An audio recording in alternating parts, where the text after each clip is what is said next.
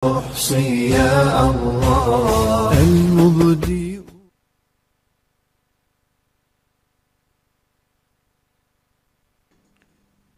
بسم الله الرحمن الرحيم. الحمد لله الذي خلق كل شيء، خلق الإنسان من علق، والصلاة والسلام على نبي الله المرتضى أفضل الصلوات وأتم تسليم وآله وأصحابه وسلم تسليما كثيرا. أما بعد، السلام عليكم ورحمة الله وبركاته. abalungi abatulaba bamu akatuuko okuva ku mirimu gyammwe, abamu bakyali mu jjaamu, abamu bagenda bugenzi kukola. Mukkirize ffenna wamu twebaze Allah olw'ebirungi byatuwa entakera ebitaliiko kkomo ng'ate bya buwanana tebigulika. Bwe bagamba omukka gwossa nga bagambye gusasula, abaffe tumalako, buli omu yeemanyi. Ne gwoyita omugagga naye alemererwa, ne Allah agutuwa nga tagambye leetayo omutwalo, leetayo 1000. Ebigere byotambuza weewaako obujulize engatto ze waakambala okuva mu buto, naye ate munaye ekya Allah bukya maama waakuzaala kyekyo ky'oyina, abula kyeyongerako bweyongezi. Tosangangako nga kiggweredde nti mbutuufu nga bw'oyambala engatto soole neggweraga nti eno egudde olubege tekyamalako mwaka, naye ekigere kyekyo ky'oyina kuva mu buto paka n'olwaleero kyeyongerako bweyongezi. Oyo nonno tasaanidde kwebazibwa. Olowooza ali eyo atulaba, tosaanidde kutwalayo akadde ogambe nti alhamdulillahi rabbil alamin, alhamdulillahi alladhi binicmatihi tatimmu salihat. Allahu akbar. Bannange Allah munene, ate wakati mu kumwebaza abali eyo abatulaba mulimu ziyaada, mulimu ennyongeza. Bannange Allah yalangirira, wa idh ta'adhana rabbukum, yasalawo Allah wammwe nagala in shakartum, bw'otwala obuvunaanyizibwa ng'akuwadde n'omwebaza la azidannakum, yaga ngenda kubongera. Buli ayeebaza empeera ye ziyaada, teri bannange mufe atayagala kumwongera. Ayina essente ayagala kwongebwako, n'engero ne tuzirugera ga nti ayina yayongebwako. Tegeeza mu butonde bwaffe twagala otwongeza. Ayina ebirungi by'ayina, gwe lwana kwebaza Allah, Allah abikwongere, ate ne bino by'oyina abikuume. Naye ate ekyennaku omusiraamu myaga nti aye abantu tebatera gimalayo, ne Allah aga nti wala inkafartum, Jamaada, Sulaimani, Umaru, Khadija, Maryamu, wala inkafartum, newe munaajeema ne muwakanya ne mugaana osiima Allah byabawadde ne mugaana okumwebaza, yaga nti inna adhabi, yagumiza ensonga enaddako gye muli. Yaga nti inna adhabi, mazima ebibonezo byange, mazima engeri gye nkwatamu oyo aganye okwebaza Allah, shadidi y'amaanyi. Allah ajja kuggyako by'oyina. Bangi tuli mu mbeera gye tulimu tetweyongerako abula okukka wansi. Adami shukrillah, nsonga eri emu yokka yakubeera nti tetwebaza Allah subhanahu wa ta'ala. Buli omu waali yeebaze Allah.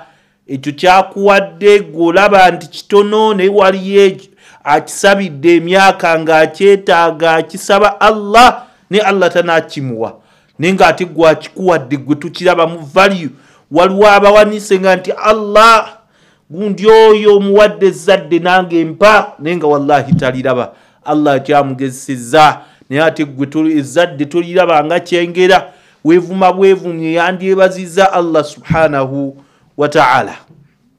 mikwano gyaffe emirungi mukkirize twebaze Allah era tuzeeko okubeera nti tumusaba ebyengera n'emirembe ku nabbi waffe Muhammad sallallahu alayhi wasallam olw'omulimu gwe yakola ng'olwaleero naffe tuli basiraamu tulina embeera gye tutegeeramu ebintu naye ng'ali kaweefuwe gwe yakola yavumibwa yagobebwa n'awaŋŋangusibwa ne yeerekereza ebirungi olunaku lumu Allah subhanahu wa ta'ala amugamba oyagala nkufuula ennabbi ng'oli ate kabaka ebitiibwa oyina oba nkufuula ennabbi ng'oli muntu wa bulijjo nze naawe tuyinza kulondawo kyakubeera nti bugagga oli kabaka naye yagaa nti Allah nfuula nabbi ng'ate ndi wa bulijjo sobole okubeera nti buli muntu amutuukako buli kimu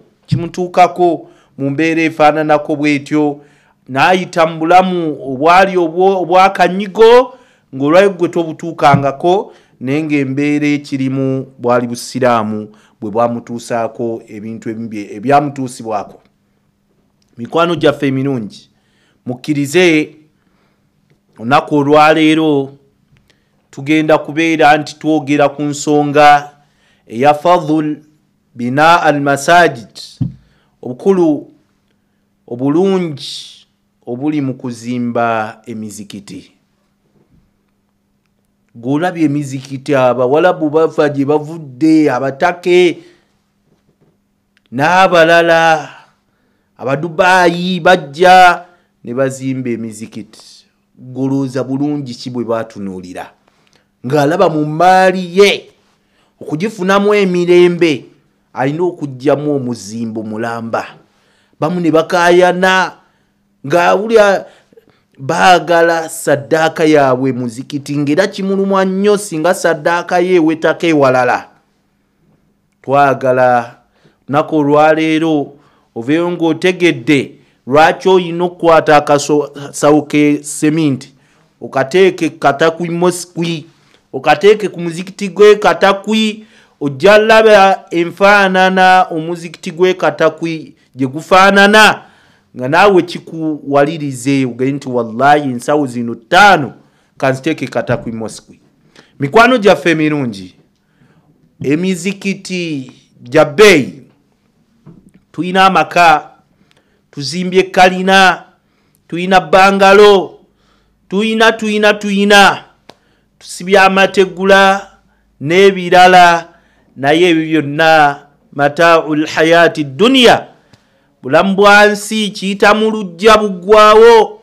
Fa amma emizikiti gino gye twogerako gye tubakubiriza muzimbe nga tukulembeza ogwekatakwi mikwano gyaffe emirungi omubaka Muhammad sallallahu alayhi wasallam yabeera nga ategeeza bigambo eby'amazima ebiva eri Allah nannyini nsi nannyini ggulu. Yagamba nti ahabba albilad ila Allah masajiduha. Mukkirize wekibwa Allah yagamba nti mu nsi muno muli amayumba muli zikkalina muli agazimbe naye yagamba nti ahabba albilad mulimu hotel motel n'ebirala naye Allah ngayisiza ku lulimi lwa nabbi we Muhammad sallallahu alayhi wasallam yagamba nti ahabba albilad ebifo amayumba ebifo ebisinga okubeera nti byagalwa eryani ila Allah eri Allah eyabatonda eyatutonda nannyini nsi. Yagamba nti ahabba albiladi ila Allah masajiduha ebifo Allah byasinga okwagala muno mu nsi ng'era bimusanyusa nnyo yagamba nti masajiduha gy'emizikiti.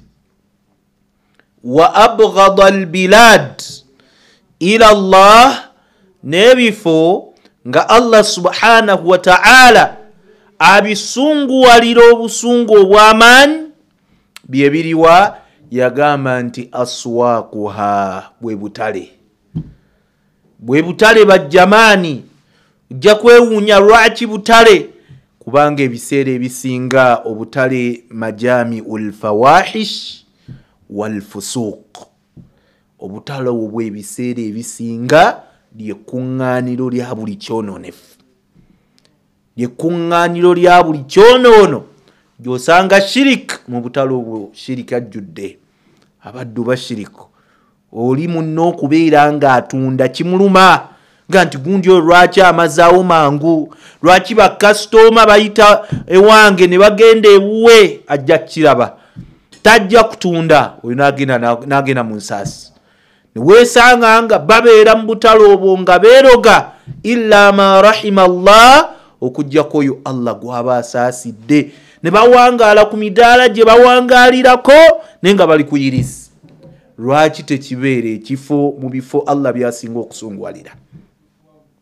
Gyosanga okugeya batuula mu butale omwo, ne bageya gundi ne bamalayo, ne boogerako ono, ne bageya bakasitoma abazo bagulako. Akakazi okalabye kabadde kali bwe kati, kambadde bwe kati, nono kadde keeraga. Okwo kugeya obisanga mu butale omwo. Gyojja okusanga riba agamu ku mazambi amanene ojja gasanga mu butale. Bantu bali mu busuubuzi, bali mu butale naye nga bali ku maali ya riba, baguddewo olutalo wakati waabwe ne Allah. Butale twagala kujjayo kigambo kiri wa abghadha albilad, n'ebifo Allah byasinga okusunguwalira mu nsi muno aswaquha bwe butale. Lwaki? Olw'okubanga majami'ul fawahish, bifo ebikuŋŋaaniramu obwononefu obw'enjawulo, ebikolwa ebinene gye tusanga okutta mu mbeera efaananako bwetyo. Mu butale gye tusanga ezambi ly'obwenzi, bantu bagenda mu bwenzi mu butale obwo mu mbeera efaananako bwetyo. So na bwe kityo ffe kye tubadde twagalamu kye kiri ekikulembedde. Bwe twogera ku kuzimba emizikiti, oli ayinza olowooza ntuzimba nnyumba ya imaamu, tuzimba nnyumba ya gundi, naye ozimba ekifo ekikyasinza obwebbeeyi mu bifo byonna ebiri mu nsi. Kisinga hotel ez'ebbeeyi ze wali olabyeko, kisinga amayumba ag'ebbeeyi ge wali olabyeko. Kyani nga kya Allah subhanahu wa ta'ala.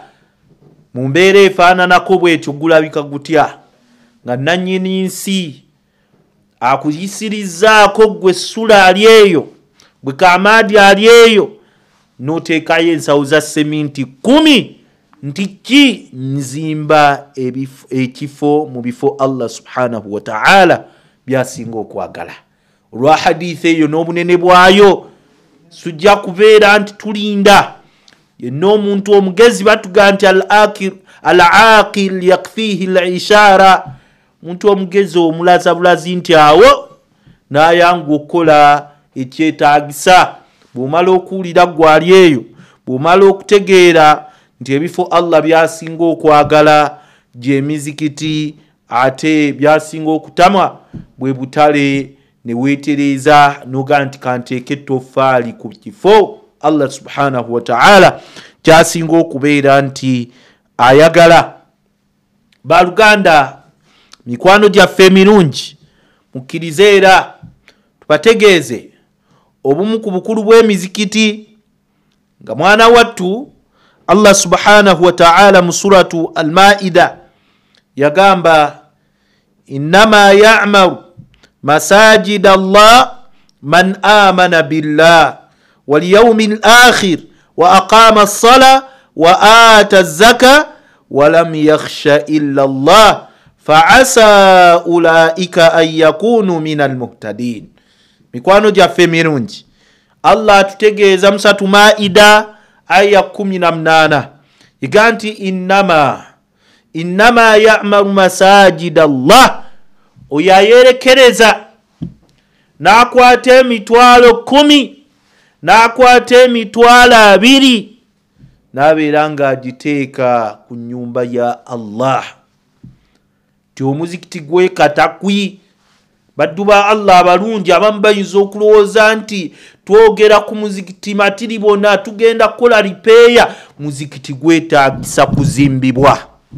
Era mukadde akatono maaso awo kulakiramu ali mu control room ajja tuteerako ebifaananyi tulabe masjidi ye Katakwi abaffe efaanana n'eyeewammwe gye musaaliramu oba nedda bw'obanga olimu okutya Allah n'amaziga gayinza okukulukutawo olaba siramu b'e Katakwi masjidi gye basaaliramu ng'ate n'ezirimu entonotono era bwezityo bwe zifaanana teziyina naye ng'ate ezo ennyumba za Rabbul Alamin mulezi w'ebitonde byonna agambye nti abo abajjumbirwa emirimu gino nga tebagikoowa abatambula wamu ne Salaamu Charity Salaamu TV okutambuza emirimu egifaananako bwe gityo ti masjidi y'Embogo tugitambuza twagituusa we twagituusa olwali tulina masjidi ye Katakwi mu mbeera eyo n'oteekamu kyotaddemu ku lwa Allah subhanahu wa ta'ala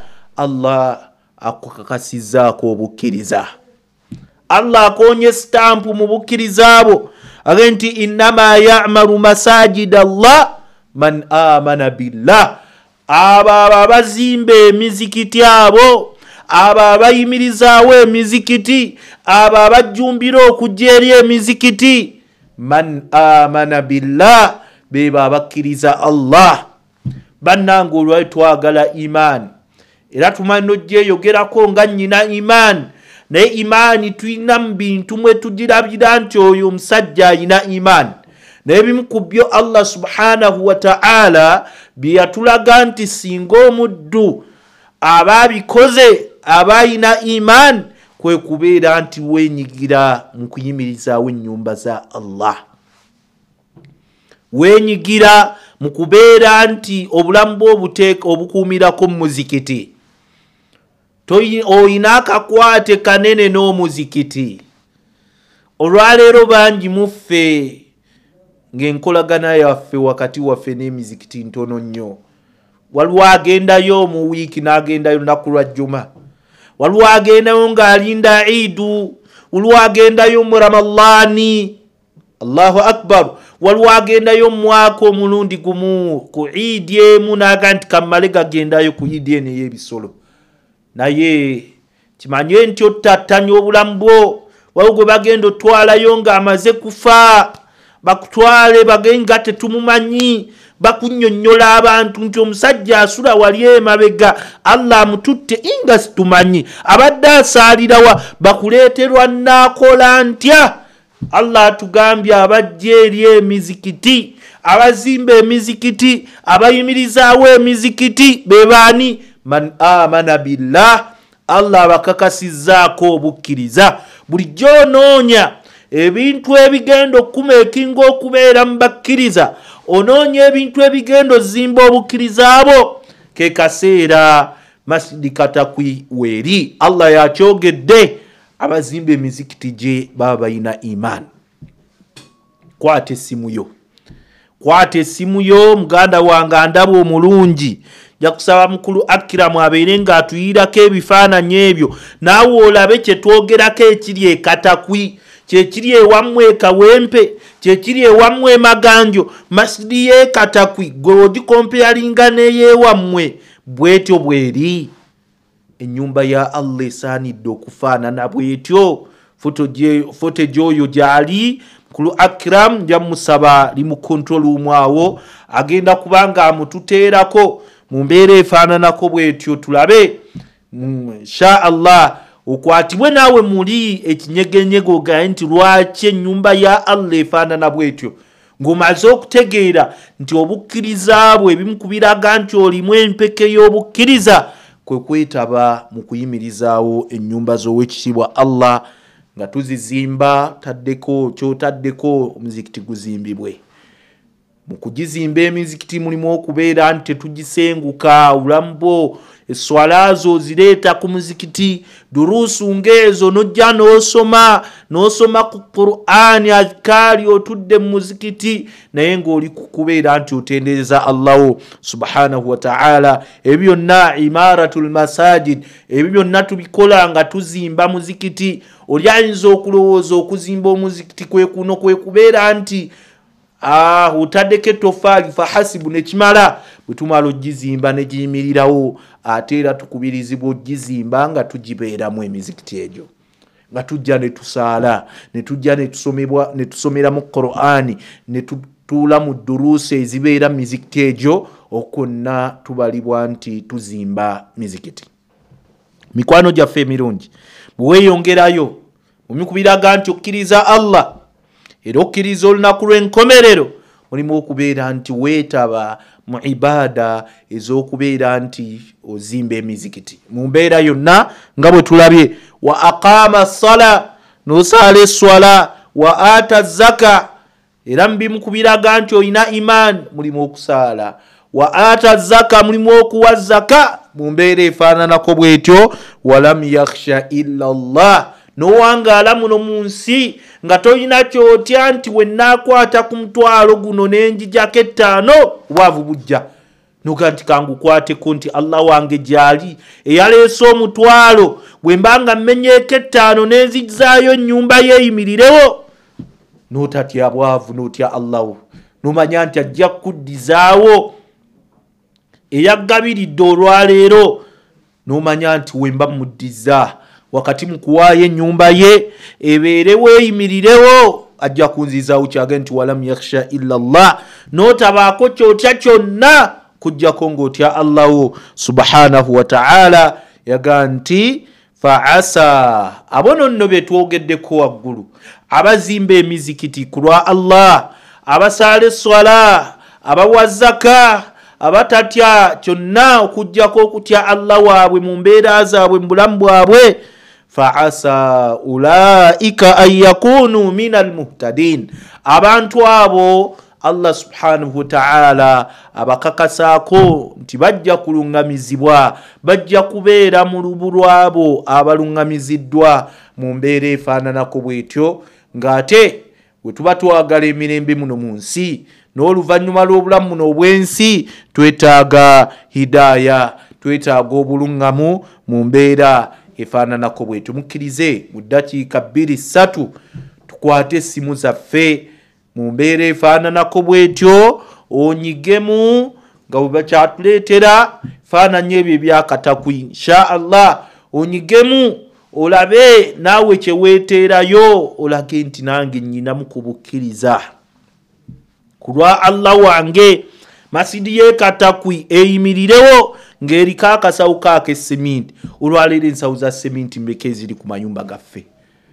wateekamu seminti naye ng'ennyumba olugamba nti inna lillahi wa inna ilaihi raji'un ng'abagenzi bagyetwalira ng'abasika bagitwala ennyumba gwe bakufulumya enkuba ne weeba etonnya nga mayiti bagifulumizza eri mu lujja batambula bakutwala mu kabbuli mwana tebayinza kuzza mabega ti haji mumuzzeeyo enkuba etonnya nnyo bagenda bugenzi tebasobola kubeera nti bakomyawo okulaga nti bye twazimba tubizimbye naye si bye biri permanent tubibeera mu bubeezi byakaseera saawa yonna tubireka ne bw'otunuulira ettegula lyolesse ne wali w'olaga oyinza okukaaba amaziga noga lwaki tetunoonya amakubo agannamaddala agayinza otuviirako okuzimba wali ng'ate omwana wattu teweetaaga ttegula gwetaaga bino byokola ng'oli mulamu noga nti ku akawunti nnyinako emiliyoni 10 abanga 5 gaago gazimbe masjidi y'ekatakwi enyirire nga bwe tunyiriza amayumba gaffe.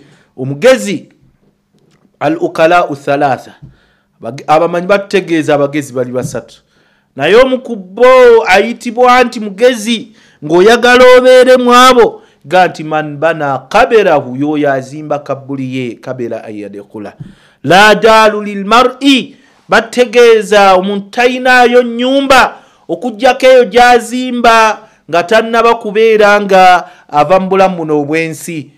Ennyumba eyo gy'ogenda obbeeramu ebbanga ly'otamanyi eyo ennyumba ye eyannamaddala. Faman banaha bikhairin bw'onaagizimbisa ebirungi va ku zino ze tuteekamu seminti mitayimbwa ani olumu ne bakubba n'ebirala zino tuzireka fa amma ennyumba eyannamaddala eyo yeyo gyogenda okubeera nti oyingizibwamu oluvannyuma lw'obulamu buno obwensi.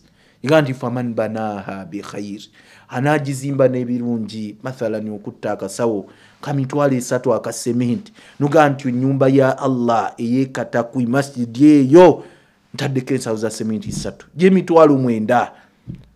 Allah tusitudde ku madaala osolozitwa obusawo 10 ng'obuteekayo Allah subhanahu wa ta'ala n'olindirira empeera gy'agenda okukuwa n'okukubisizaamu. Nga bwe buzito bwo uzito w'ensawo za sementi 4 ziteekeyo faman banaha bikhairi, yenna anazimba ennyumba ye ey'oluvannyuma lw'obulamu buno obwensi, taaba maskanuha, gagenda kuba maka na kifo kirungi gy'oli, ojja kweyagala mu bulamu obwo. Nga nti waman banaha bishar, ataafeeyo analagajjala n'atafaayo kulongoosa nnyumba eyo ey'obulamu obw'oluvannyuma, yagamba nti khaba maskanuha, nga nnyumba egenda kubeerera mbi, ejjudde ekizikiza, ejjudde gasigga. Ke kaseera baddu ba Allah abalungi nga twolekera mu kuwummulamu, kwata essimu y'ozimba ennyumba gy'ogenda okugenda, naye ng'okulembeza omulimu ogw'okubeera nti tuteeka ettoffaali ku masjidi y'e Katakwi olw'embeera gy'erimu. Bagitulaga kuko n'otunuula n'oga nti mimbali imaamu wayimirira enkuba emukuba Allah wabagireese, siraamu we basaalira nga yasubi. Golwaleero gwani ali mu kalina, tunulamu Allah gyakujje abange tuzimbe kabbuli zaffe nga akadde tekanabatuuka, tubeere mu bantu abategese olwetegeka olwannamaddala. Asobola okuyita ku MTN yitayo, obubaka bujja kubeera nga butuuka.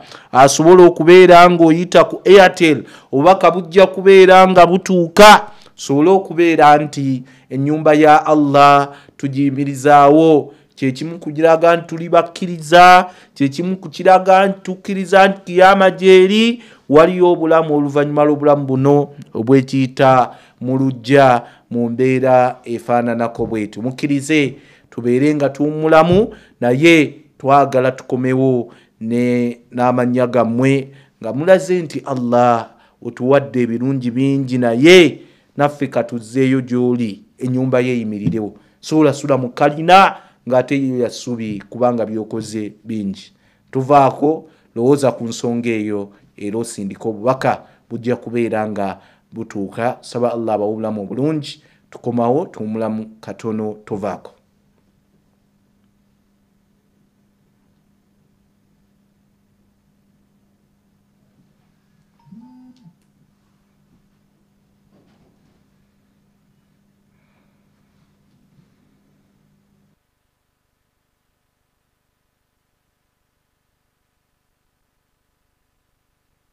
Mu nseera y'emitimbagano si buli kyolaba nti kituufu. Amawulire amafu ensangi zino gasaasaana mangu okusinga amatuufu, ekituleka nga twewuunaganya wakati mu kusoberwa oba kiriwo ekituufu. Amawulire amafu gawabya era galeeta okutya n'okusoberwa. Dismiss ye kakuyegazze okukutaasa. Lowooza nnyo, weebuuze bulungi era sooka okakase. Twegatteko tumanyise bannayuganda ku bituufu byokka.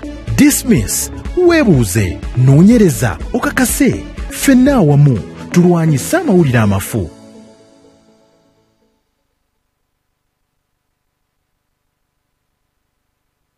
Katalemwa Junior School Matugga ly'essomero ery'omulembe kati ly'abawala n'abalenzi lya kisulo n'abava ewaka. Katalemwa balina emmotoka ezitambuza abaana ku mutendera gwonna. Basambisa amagulu 3, ebyensi, ebyemikono n'essira ku ddiini awamu n'okukwasisa abaana Kulaane ku mwoyo okuva ku nassale okutuuka ku kibiina eky'omusanvu. Abaana balya bulungi, bambala bulungi, so nga n'ebyemizannyo babikola bulungi, kw'ossa n'okuwuga oba swimming. Katalemwa Junior School Matugga balina sente etuuza ebibuuzo byonna eby'eddiini n'ebyensi. Bateeka mu baana empisa, babayikiriza okulunda n'okwogera mu bantu. Balina abasomesa abatendeke abalina laavu eri abaana nga ne security egguluggulu. Leeta omwana wo kati ku Katalemwa Junior School e Matugga, tojja kwejjusa. Essimu 0704 49 oba 0758 898 2 ne 0776 18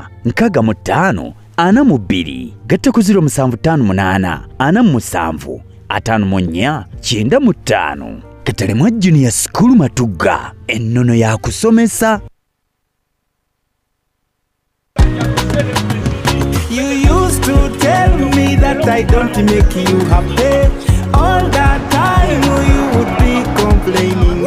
I'll call you every day, yeah yo, beidondolo. Kati osobola okufuna ekibuuzibuuzi kyonna ne MTN Voice Bundle. Kuba ku mikutu gyonna ku beidondolo. Gula bando y'eddakiika 25 ku nnusu 10 beidondolo. Oba gula daily bando yonna gy'oyagala. Nyiga star emunoti star 2 olondeko daily voice bundle. Oba kozesa my MTN app. Wetwogera awamu tewali kitulema.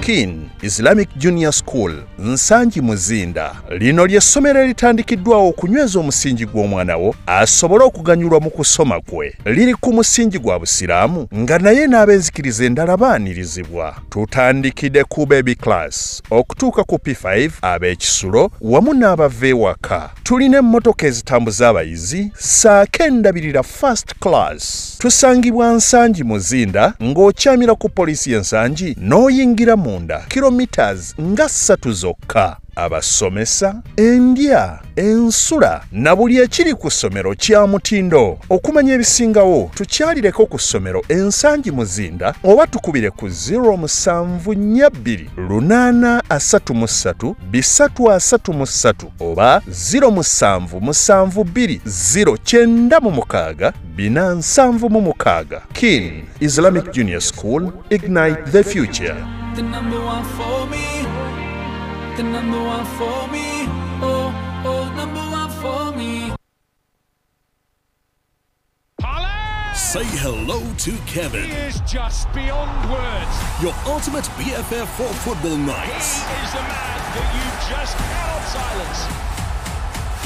Oh, it's another classic. Kevin, what's your secret to always being this happy? Easy. It's GoTV Super Plus. Well, there you have it. Upgrade like Kevin and enjoy more for less. GoTV Super Plus, now at a reduced price. Level up your entertainment and savings. GoTV, love it. Sumaya International School lisangibwa Masaka Kasijagirwa kilomita emo okuva mu Masaka Town. Balina laboratories ez'omulembe, abasomesa abakakasibwa ministry y'ebyenjigiriza, ebisulo ebiri ku mutindo, emmotoka ezitambuza abaana ne security eri ggulugulu. Eddiini bagiteekako nnyesira n'ebyemizannyo babijjumbira kussa n'embeera ennungi esikiriza omwana okusoma. Anti n'ebisale bijja mu nsawo y'omuzadde. Sumaya International School tusomesa ebintu bibiri eb'eddiini ey'obusiraamu n'ebyoluzungu. Era emyaka gyonna egikulembedde tuzze tubeera mu bifo ebisooka. Nolwekyo tusaba abazadde mutwongere abaana.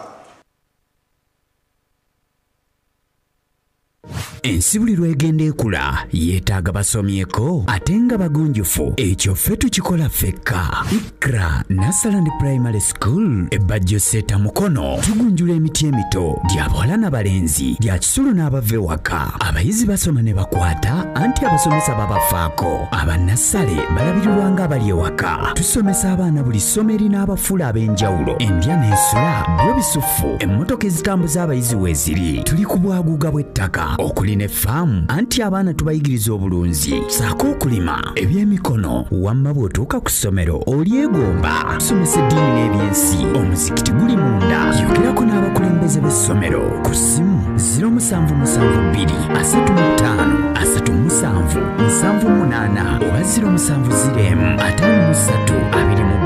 53 Ikra Nasaland Primary School ebbajjo seta mukono.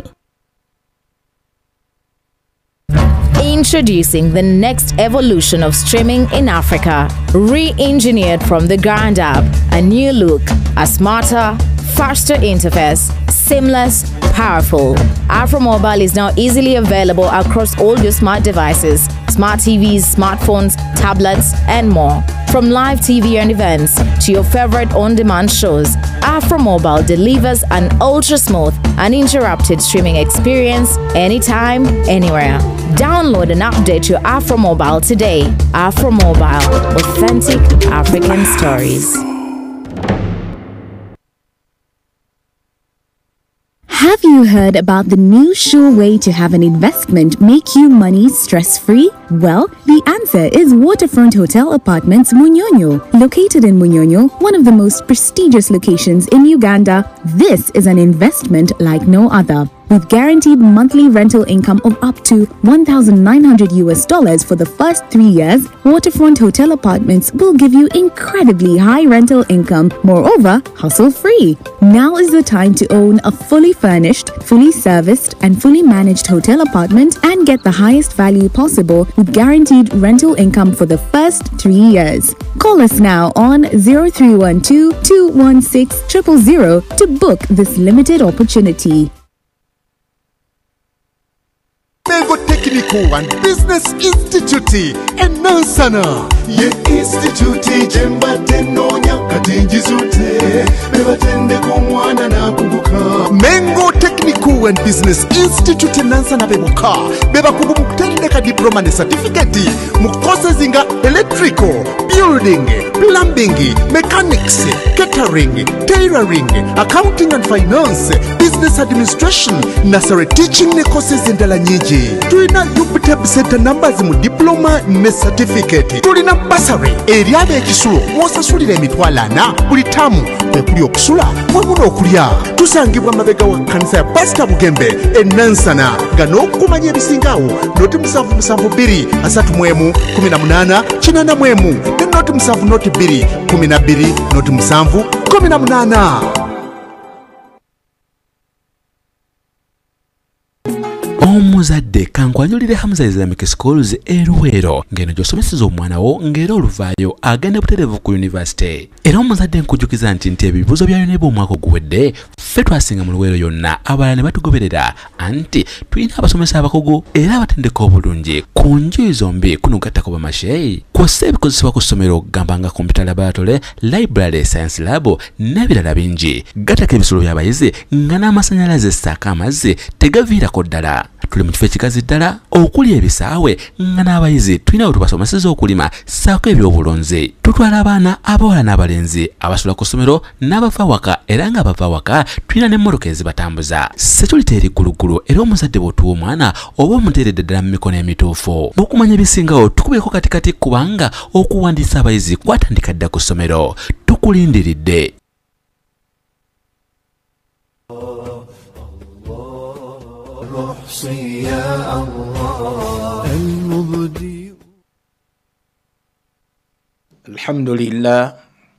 Alhamdulillahi Rabbil Alamin Al-Barr Rahim At-Tawwab Rahim Wassalatu wassalam Al-Akmalan Al-Atammani ala Rasulillah Sallallahu alayhi wa sallam. Wa ba'd, mikwano gyaffe emirungi abatakowa lutimbe luno olw'emirembe era abagoberera waliwo atuulawo naga nti naye eyo salaamu etakubayo kayimba nawoga nti nedda eno TV yange, TV y'abaana, TV etaliiko bantu bakulu yo yasalawo kubeera nti ejja kutambulira ku nnono eyo obutasosola muto mukulu ffenna tulaba tekubeera byesitaza.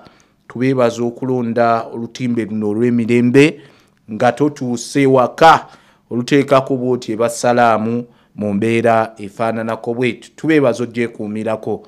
Naam, ku nsonga yaffe, ku nsonga ya masidi y'e Katakwi, wakati mu kubalagano bakubira ekifaananyi obukulu bw'okuzimba emizikiti. Biki by'ofuna? Kyabeeyi ki ekiri mu kubeera nti oli omu kubateekinga part omuzikiti okubeerawo? Tubagambye okuzimba batutegeeza olaba batulaga ekitundu ky'e Katakwi. Njagala otunula olabe basheekh gye baayita olaba embeera y'e Katakwi ali eyo atulaba omulungi. Olwo nno oli ayinza bagenda manju boolekera ku masjid. eyo masjidi gyolaba bweguba nti ali eyo atulaba eyo twagambye ennyumba ya Allah mu mbeera efaananako bweti bwe kibanga Allah subhanahu wa ta'ala ennyumba ya imaamu gwe wammwe ayinza okuba masha Allah nayo ye imaamu we Katakwi ennyumba wasula eyagala kugwa bannange tukkirize bwe kibanga nannyini nnyumba gye twogerako ye Katakwi yakuwadde ekibumba ekiramu nga waliyo abayina ebibumba nga biri mu lusuubo tebikyakola function gye birina kukola nga ekiki ekibumba kiramu nga naawe olaba nti ennyumba ya Allah eri bwekyo wallahi muddiza olw'ekibumba ekyo ekiramu egubanga ye masjidi ye Katakwi obutuufu nga nannyini waayo Allah akuwadde omutima ogukuba obulungi gupampinga omusaayi obulungi lwaki tomuddiza ng'oteeka ettofaali ku nnyumba ye bwe gubanga olina amawuggwa agassa obulungi abantu basizako okisigeni bali ku byuma saawa yonna bali ku azikaali abamujjanjaba bwe gubanga gwe Allah akuwadde obulamu obufaananaku bwe gutyo nga bweyagala toli ku makerenda tutambulira ku mpiso bwe gubanga ennyumba ye eri bwetyo lwaki tokkiriza omwebaze ng'oteekako ettofaali abantu be Katakwi naawe obeere nga tojja abamu tuli awo naye nga togenda kutuuka Katakwi mu mbeera efaananako bwetyo nga tojja kutuukayo naye ng'ate ojja tuukayo ne ssente zo otuuseeyo otya akasawo ka seminti bajja katwala abasalamu charity batuukeyo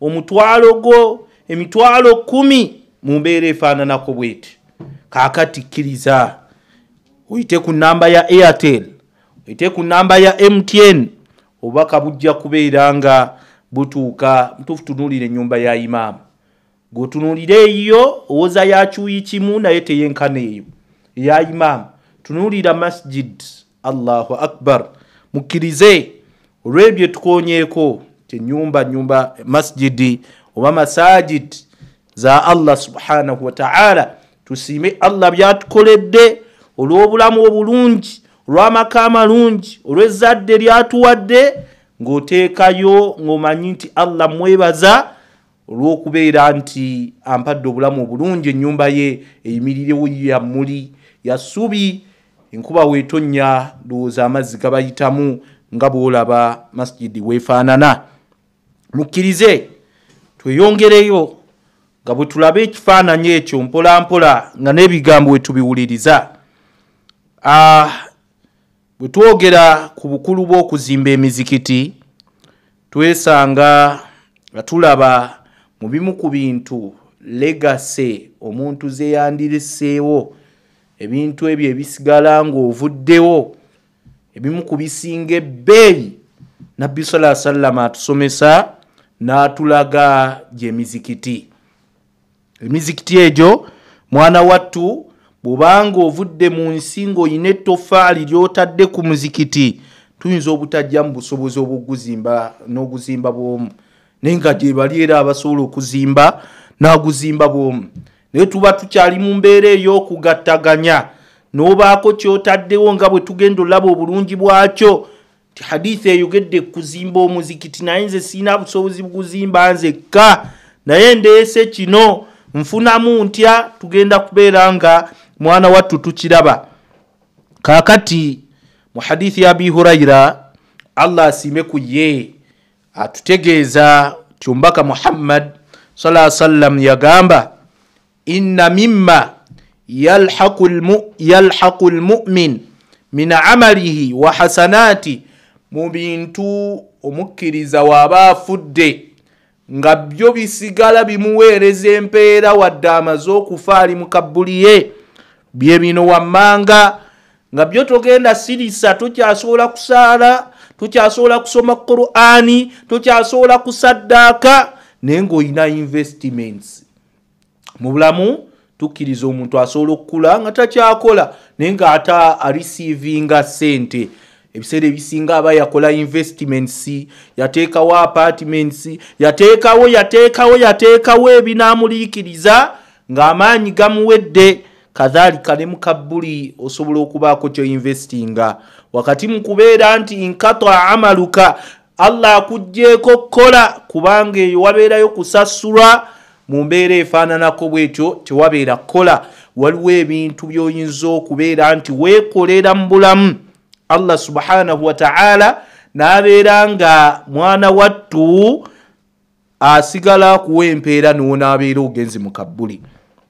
Hadithi ya Abi Hurayra bw'atunyonnyola sallallahu alaihi wasallam ekisookera ddala yagamba nti ilman ilimu allamahu wa nasharahu, ilimu gyoba olese ng'oyigiriza ate neesaasaana oba n'ogisaasaanya. Tunira mukaddi waffe Sheikh Nkata katulete ebifaananyi ebyokumpi ebyabo bye tumanya ab'okumpi. Mwana wattu yasomesanga n'olwaleero irimu yeetambulira ku Twitter, Facebook, WhatsApp n'ewalala. Bantu bagifuna, oyinza okugamba musajja waali mulamu ayina waatudde asindika bu vidiyo, naye yagisomesa olw'enniya ennungi ekyagenda mu maaso. Buli agiwuliriza mwana wattu ebirungi bimutuukako. Sheikh Jali Saballa amusasula ebirungi akkirize omulimu ogwo gwe yakola. Nenda byatugambye mbimu kubisigala nga bikuweereza empeera. Ilmun allamahu, ilimu gye watendeka abalala ate n'ogisaasaanya. Nsonga endala esigala nga mwana wattu ofudde naye ng'osigala okyafuna empeera ega nti waladan saliha, omwana omulongoofu gw'olesse oyo nonna asobola okukusabira n'ebirala ebifaananako bwe bityo. Wa mushafan oba Qur'an gy'olesse gy'osikiza abalala, eyo naye osigala ofuna empeera mu mbeera efaananako bwetyo. Abula kye twetaaga yagamba au masjidan banaha, oba omuzikiti gw'ozimbye, oba omuzikiti gw'otaddeko akasawo k'esseminti. Allah waba akujjuludde n'akujja mu bulamu obw'ensi nga wateeka akasawo k'esseminti ekatakwi, wateeka ebbaati ku muzikiti gw'ekatakwi, wagula amayinja, wagula amabulooka ganaayambako okuzimba, oba leba. Mwana wattu embeera efaananako bwetyo, kkiriza nkutegeeze au bana masjidan, omuzikiti gw'olesse ng'ozimbye mwana wattu Allah subhanahu wa ta'ala agenda sigala kuwa empeera mu mbeera efaananako bwetyo. N'onaabeera eyo wahida fi kabrika, oli eyo mu kiwuubaala, edduniya yonna ekwerabidde mwana wattu. Empeera zigenda sigala zijja gy'oli. Oli yandyebuuzizza ekibuuzo nti masjidi ow'ekitiibwa Nabbi sallallahu alaihi wasallam bwe yali ayogera ku bukulu bw'okuzimba omuzikiti, yayogera mu hadith n'atugamba hadith entuufu. Yagamba nti omuntu yenna azimba omuzikiti naye ng'omuzikiti ogwo ne we gubeera mutono mutya, tulabye omuzikiti gwekata ku isi y'emasjidi ennene, ne mu butono bwayo n'oga nti aha nange ntaddeko kye ntaddeko. Kati omuntu yenna azimba omuzikiti, yagamba ne we guba mutono nga gwe yageza ku nyumba y'ebinyonyi babiyita qitaat, ebinyonyi ebyo bitera nnyo okuzimba mu ddungu.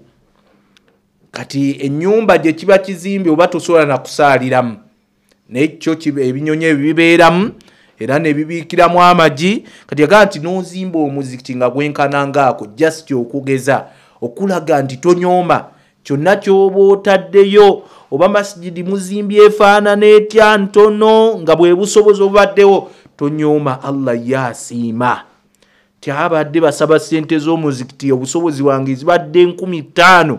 Allah subhanahu wa ta'ala asiima era agenda kusasula. Newulira empeera y'ekyo nti nkutta akasawo ka seminti katadde ku masjidi y'ekatakwi. Yagamba ow'ekitiibwa Nabbi sallallahu alaihi wasallam yagamba nti bana Allahu lahu mithlahu fil janna, ow'ekitiibwa Allah subhanahu wa ta'ala agenda kuzimbira ennyumba efaananako bwetyo. Allahu akbar. Ennyumba efaananako bwetyo. Naye abamanyi bannyonnyola hadithi eyo. Allahu akbar. Ebintu byewuunyisa. Bana Allahu lahu mithlahu fil janna. Allah agenda kuzimbira efaananako bwetyo mu makulu nti wazimbye muzimbo agenda kuzimbira omuzimbo. Fa amma mu bugazi mu kunyirira mu butuufu si bwekyo bwe kiri. Abantu bategeeza ebintu by'omujjana Nabbi sallallahu alayhi wa sallam yali ajogerako yaga nti fil janna fiha ma la aynu ra'at. Mujjana mulimu ebintu ng'amaaso go tegabirabangako. Kati Allah wayogera ku muzimbo nti bw'oteeka ettofaali ku masjidi ye Katakwi kuba gye tuliko, Allah subhanahu wa ta'ala naawe ajja kuzimbira omuzimbo ogufaananako bwe gutyo. Tutandika kukuba akafaananyi ng'emizimbo gy'oku nsi. Kubanga eby'omujjana biri special fima la aynu ra'at. Mujjana mulimu ebintu ng'amaaso tegabirabangako. Wala udhunun sami'at, wadda amatu okubeera nti gabiwulirako. Waliwo ekintu nga tokirabangako naye nga wali okiwuliddeko, embeera weeri. Ne wabeerawo ekintu nga mwana wattu tokiwulirangako naye wakifumiitirizaako. Naye mujjana waliyo ebintu nga tobirabangako, tobiwulirangako, ate nga tobifumiitirizangalako naye kino gyekiri. Kyaka naye gyekiri. Waliyo ebintu ebifaananako bwetyo. Kati weboogera ku muzimbo gw'omujjana nti weweetaba mu kuzimba omuzikiti, mu bimu ku Allah byakuwa ebinene kwe kubeera nti naawe agenda okuzimbira omuzimbo ogufaananako bwe gutyo. Yaani agenda kuzimbira omuzimbo naye nga guli ku levo y'ejjana si ey'ensi. Mikwano gyaffe emirungi, twandyebuuziza ekibuuzo. Bwe baga nti okuzimba omuzikiti, naam, abaffe kuguzimba bwomu oba nange aleesa akatono ne tukagatta n'omulala n'aleeta nange enfuna empeera z'okuzimba omuzikiti.